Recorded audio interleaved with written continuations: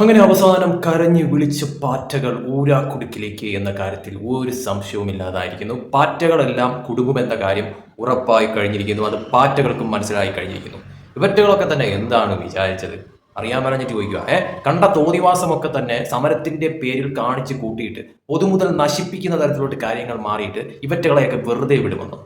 യഥാർത്ഥ വിദ്യാർത്ഥികൾ അവരെ ഒന്നും ചെയ്യത്തില്ല. പക്ഷേ ഈ പറയുന്ന തോതിൽ സമരത്തിന്റെ പേരും പറഞ്ഞ് ഇതിന്റെ ഇടയിൽ കയറി നുഴഞ്ഞു കയറി പല പരിപാടികളും ഒപ്പിച്ചവരെ തേടിപ്പിടിച്ച് തന്നെ കേന്ദ്രം 16ന്റെ പണി കൊടുത്തു തുടങ്ങി എന്ന കാര്യത്തിൽ ഒരു സംശയവുമില്ല. ഇതിന്റെ പേരിൽ ഇവരെല്ലാവരും സ്റ്റുഡൻസ് ആണ്, അതുകൊണ്ട് ആരെയും ഒന്നും ചെയ്യരുത് എന്ന് പറഞ്ഞൊക്കെ വരുന്നവരെ ശരിക്കും പറഞ്ഞാൽ അങ്ങോട്ട് മൂലയ്ക്ക് ഇരുന്നാൽ മതി.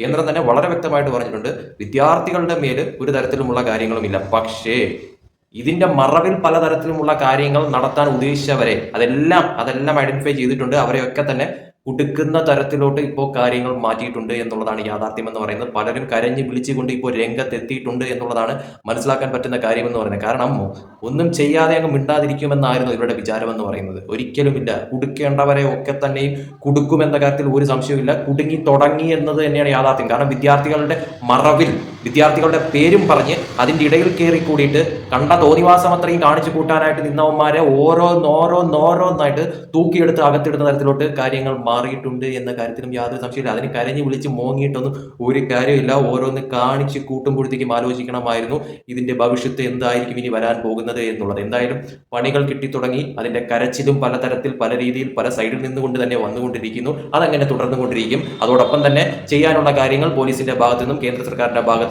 തുടർന്നും ചെയ്തുകൊണ്ടിരിക്കും എന്ന കാര്യത്തിൽ ഒരു സംശയവുമില്ല. എന്തായാലും ഇതിൽ ഒരു തരത്തിലുമുള്ള കുഴപ്പമില്ല. ചെയ്യേണ്ട കാര്യങ്ങൾ തന്നെയായിരുന്നു. കാരണം ഇതുപോലെ പൊതുമുതൽ നശിപ്പിക്കുന്ന തരത്തിലോട്ട് കാര്യങ്ങൾ നീങ്ങിയ അല്ലെങ്കിൽ ആ ഒരു തരത്തിലോട്ട് നീക്കിയ അവന്മാരെയൊക്കെ തന്നെയും എടുത്ത് അകത്തിടേണ്ടത് അനിവാര്യമായിട്ടുള്ള ഒരു കാര്യം തന്നെയായിരുന്നു. അത് തന്നെയാണ് ഇപ്പോൾ കേന്ദ്ര സർക്കാർ ചെയ്തുകൊണ്ടിരിക്കുന്നത് എന്ന കാര്യത്തിൽ യാതൊരു സംശയമില്ല.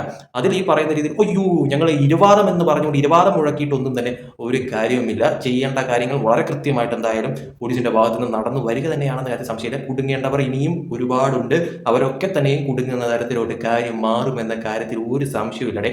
എരന്ന് വാങ്ങിയ പണിയെന്ന് തന്നെ പറയേണ്ടി വരും. കാരണം സമരം എന്തായിരുന്നു നിങ്ങൾ നടത്തിയ സമരം എന്ന് പറയുന്നത്? സമാധാന സമരം, നിരാഹാര സമരം എന്നുള്ളത് തന്നെയായിരുന്നല്ലോ. അതെങ്ങനെയാണ് നിങ്ങൾ അക്രമാസക്തമാക്കുന്ന തരത്തിലോട്ട് കാര്യങ്ങൾ മാറി?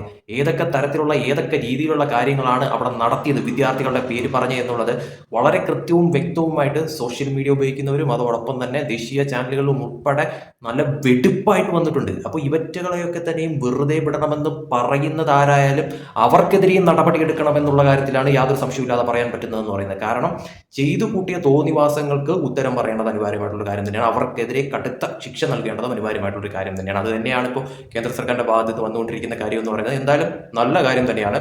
ഇത് കിട്ടേണ്ടത് തന്നെയായിരുന്നു. CJP ആയാലും ഇനി ഏത് ഇതായാലും പണി ഇങ്ങോട്ട് കൊടുത്തിട്ടുണ്ടോ അങ്ങോട്ട് 16ന്റെ പണിയായിട്ട് തിരിച്ചു കിട്ടുമെന്ന കാര്യത്തിൽ യാതൊരു സംശയമില്ല. അത് തന്നെയാണ് ഇപ്പോൾ അനുഭവിച്ചു കൊണ്ടിരിക്കുന്ന കാര്യമെന്ന് പറയുന്നത്. അതിൽ വേവലാതിപ്പെട്ടിട്ടോ ഞങ്ങളിതാ എടുത്തുകൊണ്ട് പോണേ, ഞങ്ങളിതാ അറസ്റ്റ് ചെയ്ത് എടുത്തുകൊണ്ട് പോണേ എന്ന് പറഞ്ഞ് കരഞ്ഞ് നിലവിളിച്ചിട്ടോ ഒരു കാര്യമില്ല.